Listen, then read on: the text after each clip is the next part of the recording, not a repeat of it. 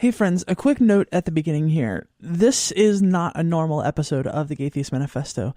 It's an extra episode because this kind of stuff is not the sort of show we promise our listeners typically, but I thought it was an important conversation to have. Just being super honest and vulnerable here, I'm not super confident in my debate skills. I'm not super confident that these conversations are even worthwhile or effective, but I felt compelled to do this, so I did. I've already thought of a million things I wish I'd have said and didn't. I hope I did well, and I sincerely apologize if I failed. This episode contains far stronger language than usual, a far angrier Callie than usual, and lots of references to rape, sexual assault, ableism, and other generally sorts of shitty things, just to give a heads up. Our conversation will be presented here without editing and without any additional commentary aside from this note here at the very beginning. Here we go. Hello and welcome to this special edition of the Atheist Manifesto. Gonna dispense with a lot of the pageantry and the Patreon ads and the outros and all that sort of stuff, because this is kind of an extra episode for this week. Anybody who pays attention to the atheist movement and the drama that happens therein has probably heard of the controversy surrounding the Mythicist Milwaukee conference. I have certainly heard of it and participated in some of it myself, as have lots of my friends and lots of people I'm not so fond of. And I would imagine anyone who knows anything about the show knows where I stand.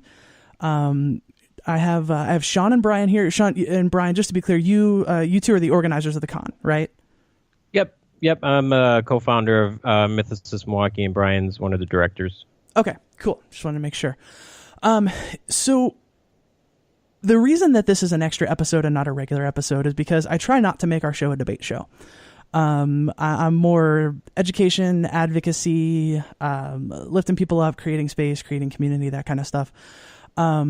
But I think this is an important conversation to have. There are certain conversations that I would choose not to have and certain conversations that I would choose to have. And frankly, at the top of this conversation, I'm not even sure that I'm going to leave this conversation feeling like it was worth it. But I feel like the effort is worth it, if that makes sense. So, thanks.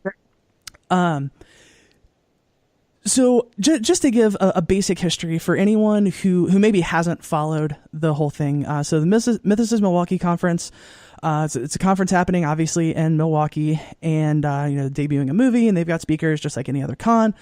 The controversy surrounding this conference has to do with the invited guests. Obviously, YouTube's Carl Benjamin, also known as Sargon of Akkad, Greg, I can't remember his last name, Armored Skeptic, and June Lapine, I think is her last name, Shoe on Head, and Melissa Chen, I believe, is the other one.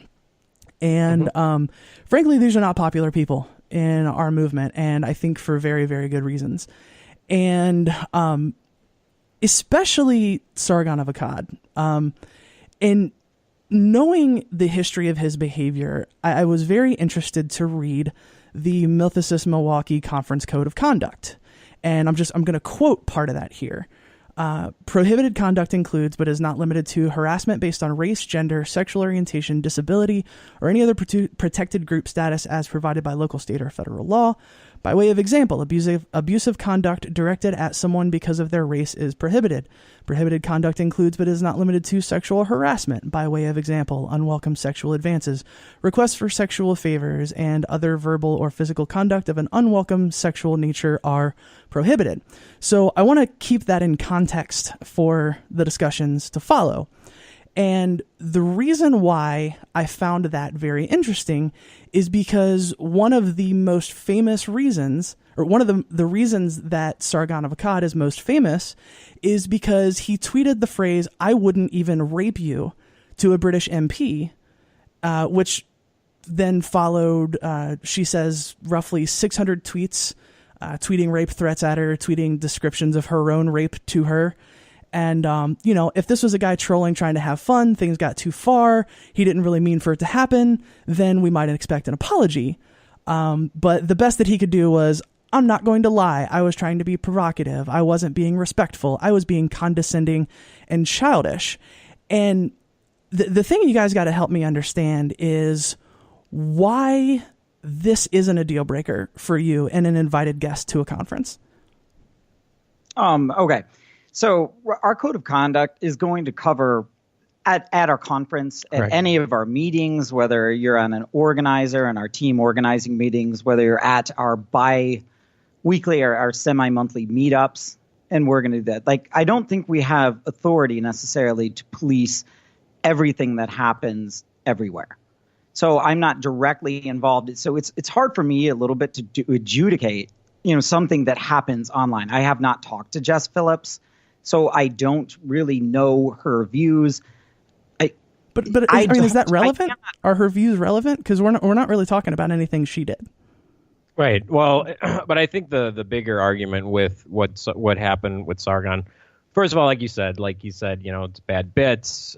He's being childish, and entertainers thrive on controversy, and that's what Sargon is. That's what Armored Shoe, Melissa Chen. That's what I argue. Any podcaster, vlogger, anybody is. They're entertainers. And when you are in that world, controversy sells. And yeah, what did he go? Maybe take it a little too far, maybe. But this is what maybe entertainers. Did he maybe take it too far? Is that honestly where you're at with that? Here's the thing. I would love to have Sarah Silverman at our next conference. Sarah Silverman has a bit about how Mexicans are filthy, and am I going to hold that over her head for her entire career? This is just a bad bit. A lot of comedians go through this where they have bad bits, and that's just part of learning the trade, perfecting the art. Right, but when they do that, they usually come out and say that they've had a change of heart, they apologize, they understand why they did was wrong, they plan on doing better in the future. But we're not talking about Sarah Silverman, and I'm not defending anything that Sarah Silverman has had to say, so I'm not sure that's relevant. No, it absolutely is relevant because it's in the world of entertainment. Griffin was forced to apologize after that bit she did with Trump's head. Is that right? I don't think she should have. Right, but here's we're kind of deflecting away from the original point here. I mean, we're talking about a guy who incited rape threats against someone who, by the way, the reason that he tweeted this is because this woman is a rape survivor who was spearheading an online campaign against misogyny and against sexual violence. And that was his response. So we're not talking about other people here. We're talking about this guy and the guy that you invited to your conference. Right. And we invited him as an entertainer, somebody that has been wildly successful in the entertainment world. That's why I'm using the analogies in the entertainment world. And and to your point, I would need to talk in depth with Sargon and in depth with Jess Phillips to get it. And would you really though? Why? Like honestly, yeah, because you've kind of suggested his motive, right? Does that matter though? For it, yeah, motive matters. It absolutely does. I mean, that's why we have Murder 1 and Murder 2 and Murder 3. Motive absolutely matters. Right, but we're not talking about putting people in jail. We're talking about who we're going to invite to our large platforms. That's not the same thing. But I would ask, who does he owe the apology to? Yeah. Does he owe it to me or Sean or you, Callie? I think he would owe that to Jess and not anybody else. And I don't know whether that has happened or not. Yeah. I don't know if Jess Phillips is still upset about this. I would have to talk to all of them. But also to say an atheist conference is a large platform is completely inaccurate. First of all, atheist conferences are not mainstream. Atheism is controversial in itself. And to say that we're offering him, he has over 700,000 followers on YouTube. He already has a large platform. So bringing him into the situation where someone like you or someone in the audience could ask exactly that question that you just asked is, in my opinion, is definitely where we want him to be. I mean, I don't understand why that doesn't cross a line, right? Because there are obviously going to be lines, right? Like, I'm guessing, for example, if somebody had made a bunch of videos saying like, I love the Holocaust and the Holocaust is awesome, like, you probably wouldn't be super stoked on that, right? And I'm not saying that's like on the same level as him, but what I'm trying to suggest is I'm sure there is a line. Am I right about that, or am I wrong about that? Yeah, I mean, absolutely, there's a line. Okay, so I'm wondering why inciting harassment of a rape victim is not over the line. You're saying inciting, right? Did he ask his followers to go in time? Did he say everybody ought to do this? I mean, but what's inciting? Right.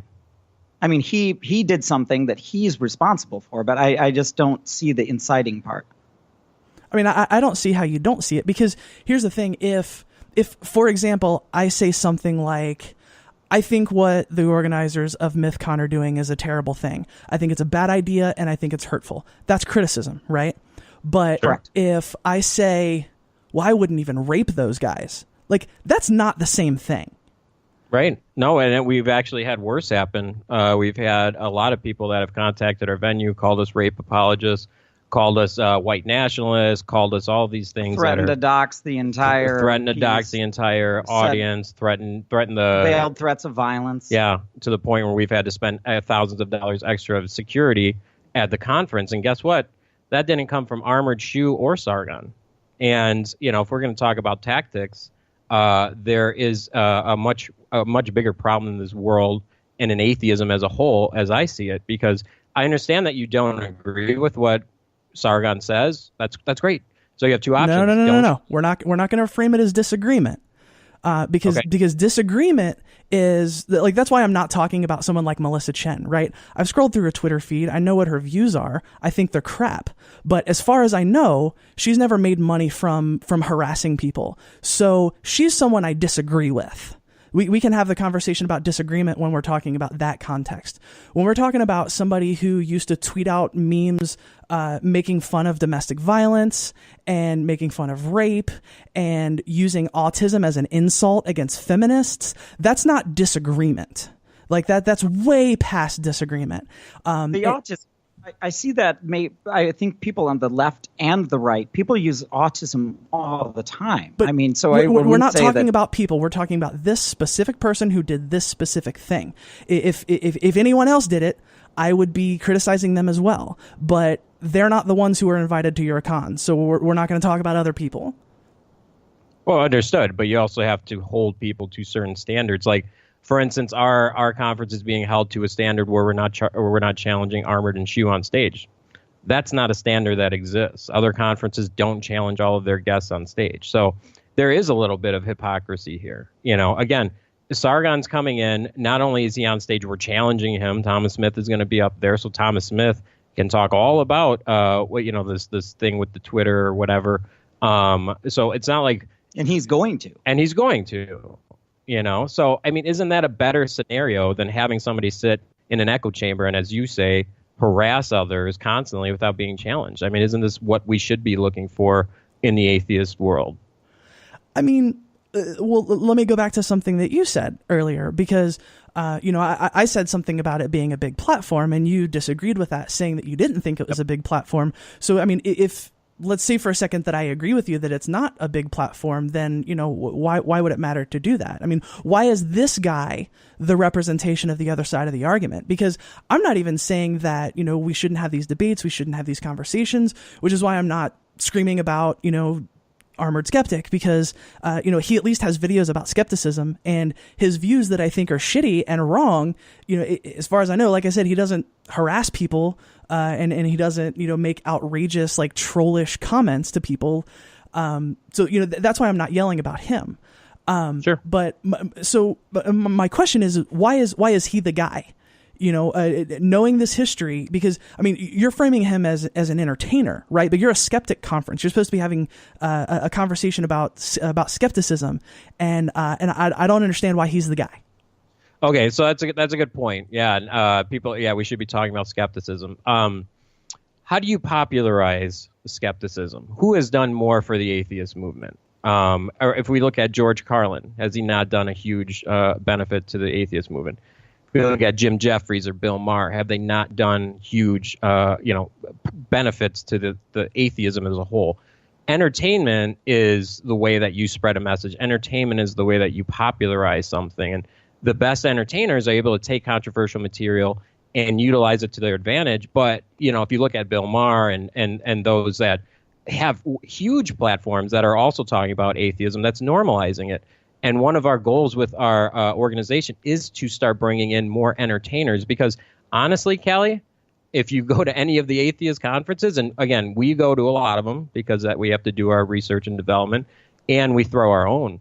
People are sick of the same old God doesn't exist, and here's why. Here's why the Christians are wrong. Here's why the Muslims are wrong.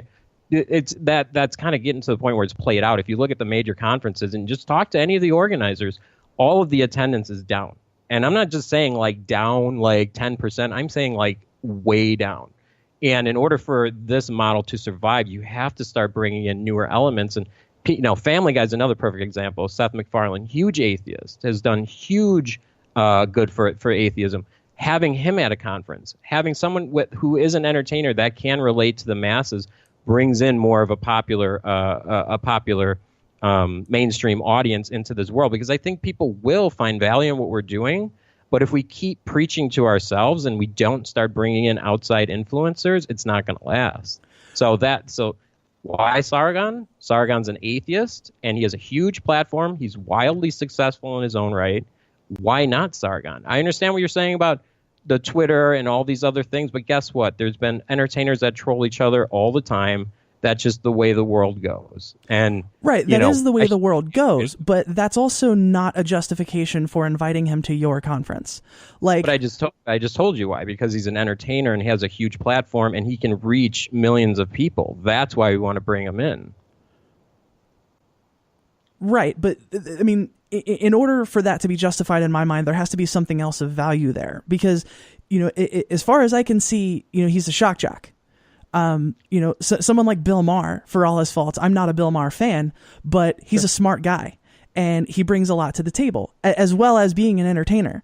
And again, I also got to point out that he doesn't make a habit of justifying domestic violence, making fun of rape victims, insulting people by calling them autistic, that kind of stuff. So I hear what you're saying, and as a matter of fact, that's why I think the Scathing Atheist and Gam guys are so popular, because they're hilarious. They're entertainers, right? They're not necessarily thought leaders, but again, they don't incite harassment against people. They don't go after people. So that's the difference here. Well, and just, if you're going to use Bill Maher as an example, he lost his show on ABC for making a really bad joke about 9/11. He's used the N-word. He's done other things on his show that people would see as offensive. And again, do we say all of his work is now obsolete because Bill Maher made a mistake in the past?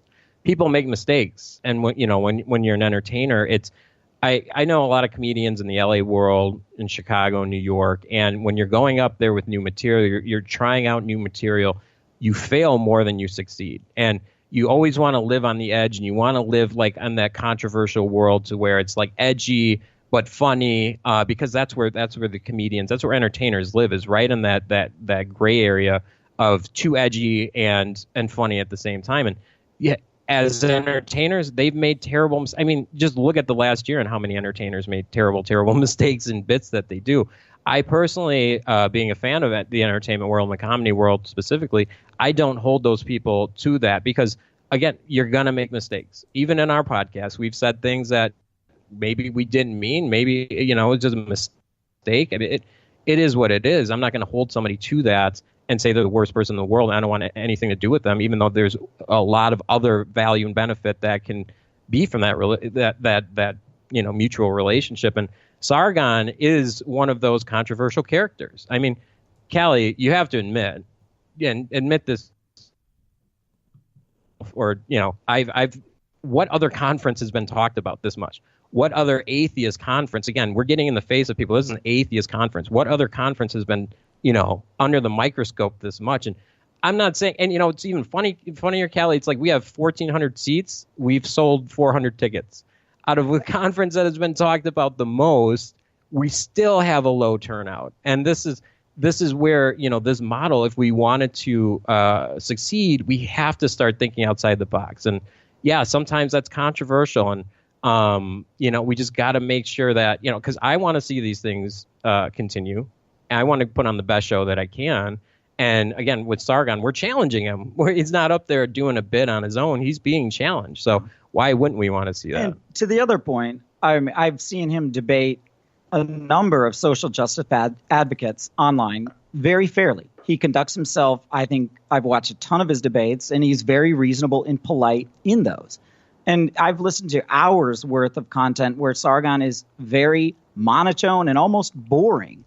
talking about John Stuart Mill and liberalism and values like this, that he is just talking about politics where he's not swearing, he's not doing anything. It's almost boring. Yeah. So I think there's a lot more. So I would challenge the shock jock only. Yeah, and like there's but well, I personally, go ahead. The Kat. fact that, so like I'm a trans podcaster. That's generally speaking why people know me. That's not all I am. I talk about Star Trek a lot. That's not what people know me for. And if we're talking about Sargon of Akkad and the reason he's popular, I mean, we're taking your reason for his for his being invited to the conference, that he's popular, that he's wildly successful. I think it's only fair to admit that he's not wildly successful for his boring monotone discussions of John Stuart Mill and classical liberalism. Like, that's not why people watch Sargon of Akkad. People watch him for his takedown videos. People watch him for his shock value. That's why he's popular. Right. But you brought up a great example in the Gamcast and the Scathing Atheist guys. Eli Boznick will on a whim say he wants to rape a child. Now, is that being a shock jock? Kind of. Is that toying with controversy? Absolutely. So again, why are we saying Sargon is worse than people that are in our world already? Because Eli Boznick is not responding to a fucking rape victim campaigning against rape. That's a fucking insulting comparison to make. Sure. Okay, so saying that you want to rape a child is not insulting to somebody that has gone through that experience as well? I'm not a fan of that joke, and Eli knows that. Eli's a friend of mine, but the comparison is insulting because you're talking about somebody making a joke with no context of actually communicating with a rape victim versus someone who said that directly to a rape victim in the context of her campaigning against rape and misogyny. Not the same thing, not even close. When Eli says that on his podcast, Callie, that goes to thousands and hundreds of thousands of people that could have lived through that. Especially in the atheist world where you have a lot of people coming. No. He's not speaking directly to an individual person who is on a campaign against rape and him responding directly to that person. Those are two completely different contexts. Right. But if you think, so is your assertion that he's pro-rape or he doesn't care about rape victims?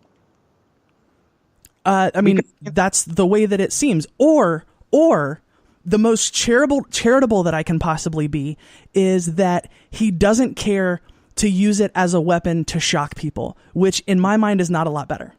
Right. But you use the word seems there, right? And fine. And I think that's fine. And that's a good word to use because you didn't say you're absolutely sure.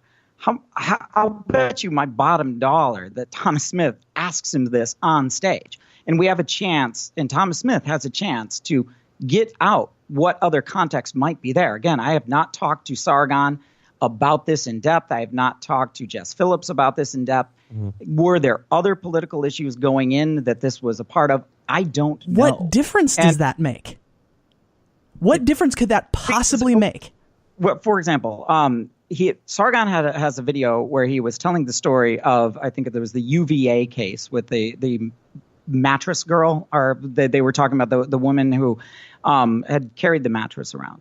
And it's an example of what Sargon believes is overreach by Title IX and the new the laws on campus on how to adjudicate rape. And people were calling him a rape apologist for this, when what he was saying is you cannot get justice for rape victims by punishing the innocent. So again, with Jess Phillips, I don't know exactly what her politics were, but if they are anything similar to Title IX, he may very well be criticizing the politics and not rape. So I wouldn't even rape you is a legitimate criticism. But I mean, if we're going to focus on this one thing, again, he's come out and said he was being childish and foolish. And again, as you know, the more you talk online, the more likely it is you are going to say something ridiculous, something that you didn't mean to. And again, we have the opportunity to ask him that question. If you're saying because of that one comment, do we not give him a platform? Absolutely not.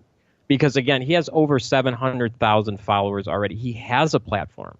What's the difference if he shows up in front of 400 people and is challenged? I think we're going to get more out of that than him just talking to his audience or writing tweets. Our whole thing is about discourse and conversation and talking about these uncomfortable things. And the other thing we're hearing is, atheist conferences need to just focus on atheism. Well, that model's been proven to be, it was very important years ago, and now it's proven to be a dying model. And culture and politics is where all of these things go, because they're all interconnected. Religion, culture, politics, all these things are connected. So it's like, I'm an atheist, now what? Now you start looking at cultural questions. Now you're looking at the political landscape. I mean, politics has invaded atheism just like it's invaded everything else. Sports, the furry community, all these other things. I mean, yeah. And I don't mean to cut you off, but honestly, you're preaching to the choir on that one. You're talking to someone who goes to atheist conferences to talk about trans stuff. I heard that I've had that argument used against me too. So I think if there's a thing we agree on, it's that the whole, like, if it's an atheist conference, you should only talk about atheism. That's bullshit. We're lockstep on that. We're getting hit hard on that. I mean, that's why Sargon, why Armored, why Shu, why Ron Miscavige. Ron Miscavige escaped Scientology. I think Scientology should be a part of what we're talking about. He's the father of David Miscavige. This is what we should be talking about too, because this is a whole area of people we could, as the atheist world, could support. And I'm not seeing it. I'm not seeing, where are we with the ex-Scientologists? I've heard maybe a couple of people covered on their podcast, There's a lot of other things we could be focused on. And, we're trying to bring that into the fold. We're trying to bring different topics to the fold so people can start talking about it, Well, right. And I don't fault you for that, for the idea. But I'm stuck on this guy as the symbol of that. Because you keep talking about how, entertainers, sometimes they go too far. Sometimes they do things and it falls flat and so on. And I get that because I've done the same thing. I try to be funny and I accidentally hurt somebody. Or, I say something without thinking things through. Like, I get that. I've been there. I've done that. And I've been on the receiving end of that and I've been on the giving end of that. So I'm 100% with you there. But I mean, frankly, that's not what we're talking about here. I mean, the guy admitted that he was being condescending and childish. And that was that was the best that he could be bothered for an apology. And this is also, let's not forget, the guy who looks at Richard Spencer and says, that's our guy. So if you're having problems with the white nationalists and the Nazi comparison, frankly, I don't think it's that much of a leap to make. Okay. That one I'm going to challenge you on, Callie. That I know is out of context. Do you the R guy specifically? Are you familiar with the context on this? This one I'm very familiar with. Maybe I'm not. I'm willing to hear it out.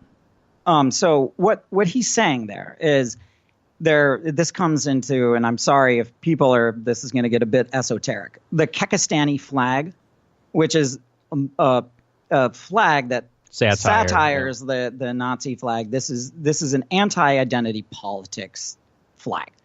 And Richard Spencer is not exactly the smartest guy in the world. And what Richard Spencer wants to do is kind of tie everything around and kind of co-opt a lot of things to make the alt-right seem bigger than it is. And he's like, we should adopt the Kekistani flag.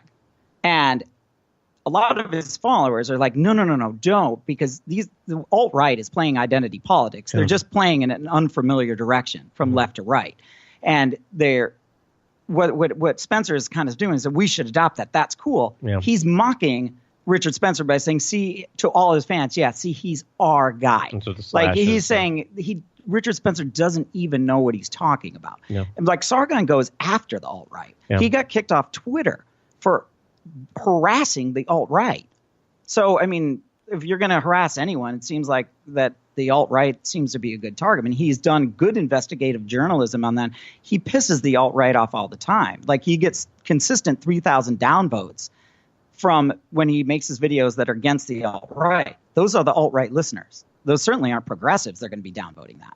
Like, so he knows how many people that listen to him is alt-right. And we've gotten a lot of this. This is an alt-right conference. This is an alt-right conference. And this is a terrible misunderstanding of politics. Mm-hmm. In fact, do you want to hear what alt-right is? If I can explain, like, we actually got an alt-right comment on our podcast, when our podcast with Sargon of Akkad, and the alt-right person is taking issue with me when I said that culture has nothing to do with race. that American culture is just that, American culture. It's a melting pot. It does not matter what color we are or what mix of colors we are. It all matters about what we believe in our culture. So this was the response. This is what someone in the alt-right would say. He said, in the United States, race is vital to culture and existence of our nation. Antifa is on the march saying, no Trump, no wall, no USA. In Berkeley, they had signs saying, this is war. He goes, they waved Mexican flags there. That they said, this is because a large portion of Mexicans, especially the more brown they get, there are Mexican nationalists. Or south of the U.S., they believe that the U.S. belongs to Mexico or even the Aztecs. They're they're African people. They're relatively isolated in dense pockets in different parts of the nation, leading to black power voices like the Black Panthers, the Nation of Islam, who lead and run undercover campaigns during BLM rallies. Black nationalists. Yes, in the U.S., culture is dependent on race. The existence of the country as a whole depends on it. That's an alt-righter. So he's mad at me when I say race is not dependent on culture, and he's calling me out saying, yes, it is. And I responded back to that saying, no, it's not. So, I mean, this idea that we're alt-right, some people don't understand what it is. You cannot call garden variety conservatives alt-right, and you certainly can't call liberals like Sargon, who have some issues with kind of collectivist thought. That's his main point. It's liberalism and individualism. You can't call that alt-right. It's just not the definition. Okay, I mean, that's fair. I can, without being able to look deeper into it and myself taking what you say at face value, then like, okay, that's fair. But honestly, I'm just, there's nothing that's going to get me past the harassing of rape victims. And sure. the minimizing of domestic abuse and sexual assault and assault against women. And here's the thing. That's fair. I just don't believe Sargon is pro-rape. I've listened to a ton of videos where he says, I want to reduce the amount of rape, and I think these are the best strategies to do it. And he also said we'll probably never get rid of rape, and that's probably an unfortunate reality too. We'll probably never get rid of murder. So I guess in my heart, and all I can do and all MM can do is make a judgment. I just don't believe he's pro-rape or pro-harassment. Yeah. Well, here's the thing. I don't. To be honest, I don't think it matters what's in his heart of hearts, because what matters are the things that he says and the tools that he uses to stir people up and get YouTube views, and that has been to tweet out harassment against rape victims and to minimize domestic violence and sexual assault. Yep. You know what I mean? I don't care what's in his heart at that point, because he can be as principally against it all he wants. If he's willing to actually use it as a weapon to hurt people, the threat of it, the jokes about it, then I don't give a shit what's in his heart, because what's in his heart and the real world impact that he's having are two completely different things. And what his intentions are meaningless to me in comparison to what his actions are. Sure, and that is a fair assessment, and that's absolutely your right to have that as an opinion. I mean, again, bringing it back to Bill Maher, he lost a lot of people that aren't coming back after he used the N-word, a couple months back. I mean, I get it. I totally get it. And we're not asking that everybody be a fan of Sargon or Armored or Shoe or Ron or Batman and Jesus for that matter. All we're saying is, look, we think this is interesting. These topics, they're being talked about whether we like them or not. They're already happening on YouTube. Sargon is already debating SJWs, if you will, I guess, on YouTube. These conversations are already happening. Why can't we just have these conversations live? And, I think people are really interested. And, it's something that, again, if we're looking to make these conferences unique and to bring interest back in there, we need to start looking at what people are already doing online, and that's what's happening.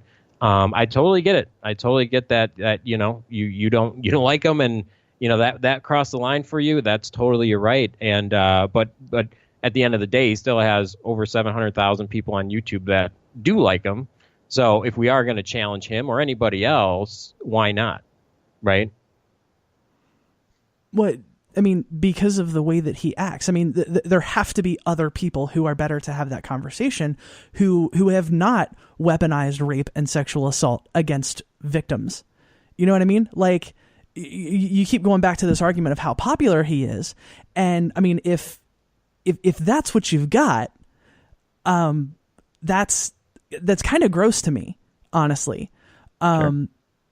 I mean, I guess I don't really know how to proceed from there, because, like, for example, if you were setting up a debate with Armored Skeptic, for example, you know, he's a guy that I can look at and you know, I haven't watched every video he's ever put out or everything that he's ever said, nor have I for any of these folks, if I'm being honest. But, like, I gotta say, despite the fact that I think his views are shitty, despite the fact that I think he's sometimes dishonest, you know, again, I don't think he's the kind that incites harassment against people or uses awful things like rape or sexual harassment as weapons against people. So, like, you know, if he's invited to your conference, I'm probably not buying a ticket, but I'm probably also not, you know, yelling and screaming saying that this conference shouldn't even be fucking happening. You know what I mean? Right.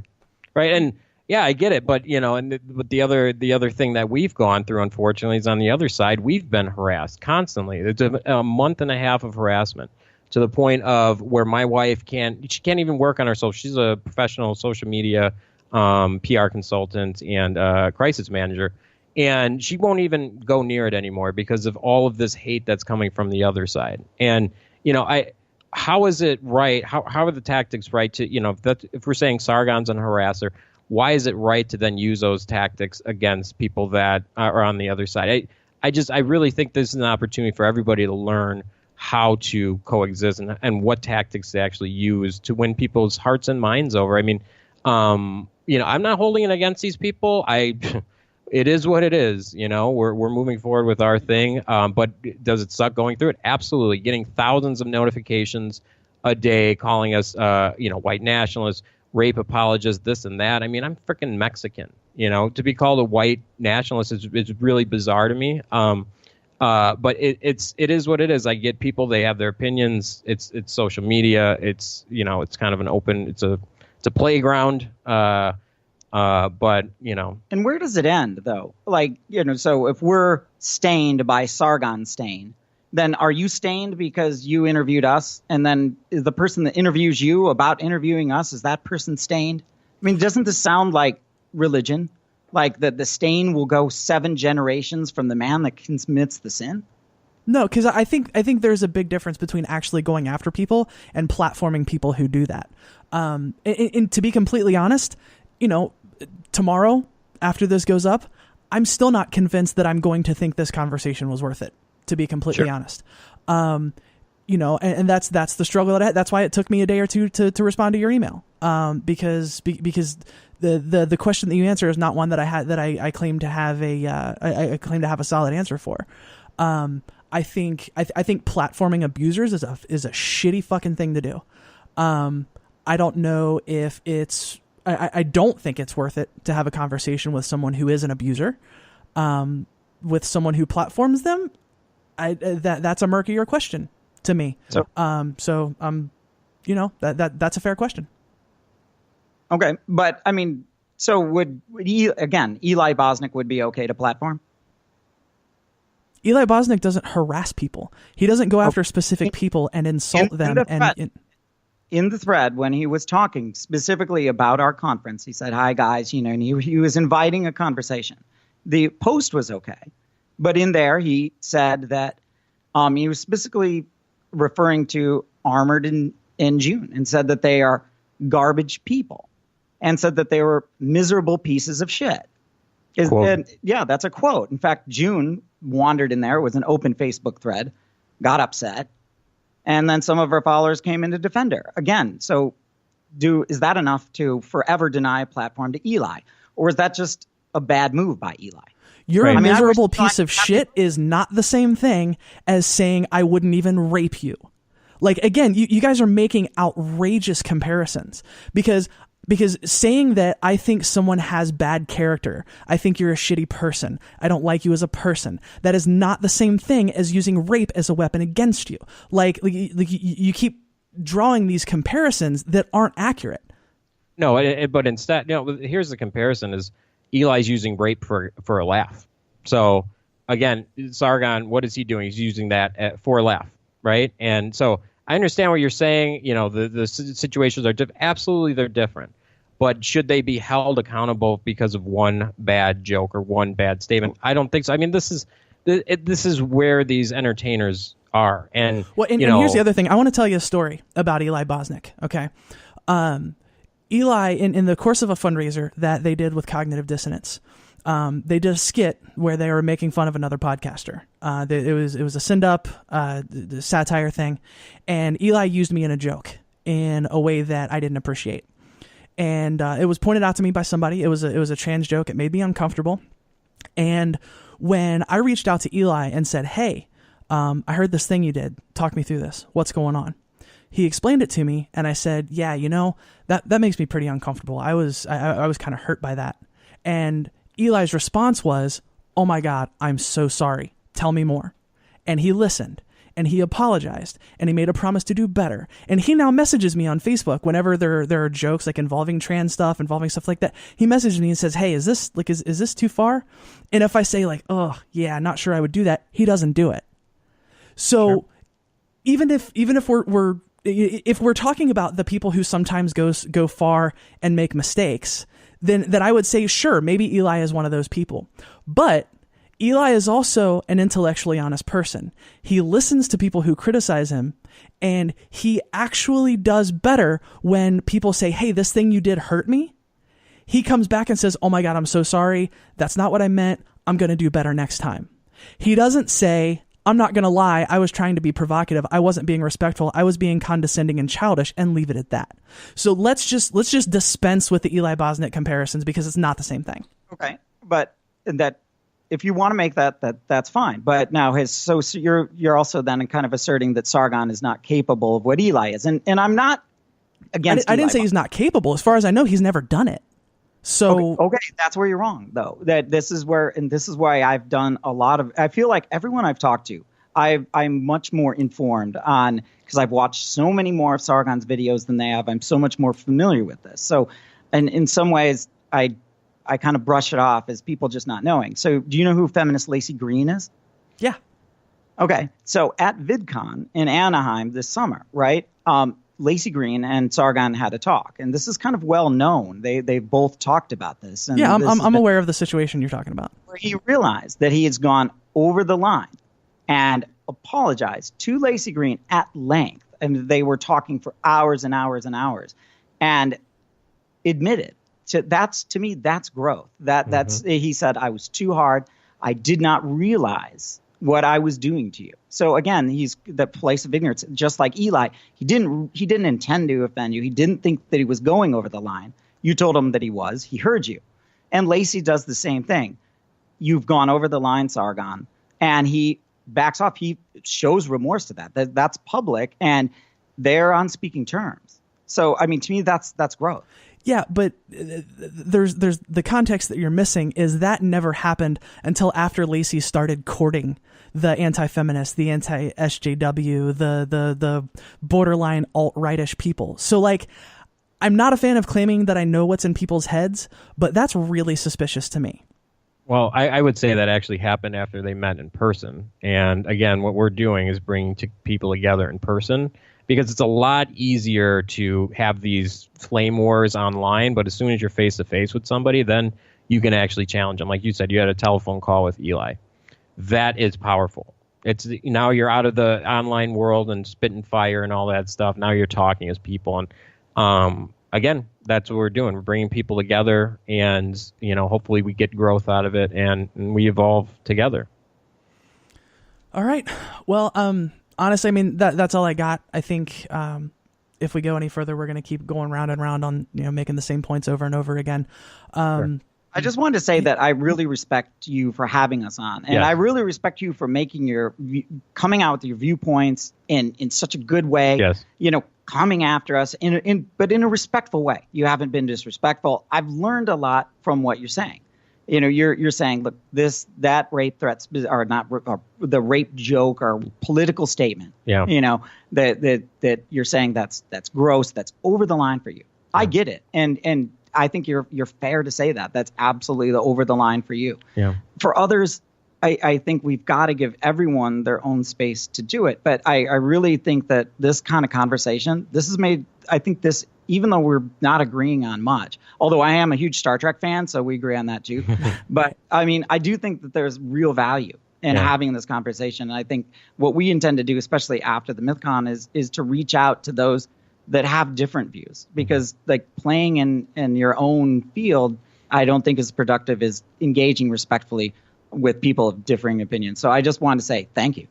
Yes, thank you. Thank you, Kat. And thank you for talking to us, because again, like there's hundreds of freaking blogs of people painting a picture of us and Milwaukee and everything else that have never talked to us. And this is, we appreciate the professional courtesy. We would extend that to anyone that we're critical of as well. And I think that's where you can get to the bottom of where people are coming from. And we really, really appreciate it. I understand you don't see value necessarily in this one, but hopefully another one that we have coming up, we can bring some other things on that you will find value in, and when we keep moving forward. But even just the respectful criticism, yes, we appreciate, because we've gotten so much disrespectful criticism. Like this, we've heard you. Yeah. But when it comes in a disrespectful way, it bounces off. So thank you. Yeah, I mean, I appreciate the I appreciate the appreciation, if I can be redundant. There's and part of the reason that I was hesitant to have this conversation is because there's just I don't think there's anything that anyone can say to me to make me okay with this.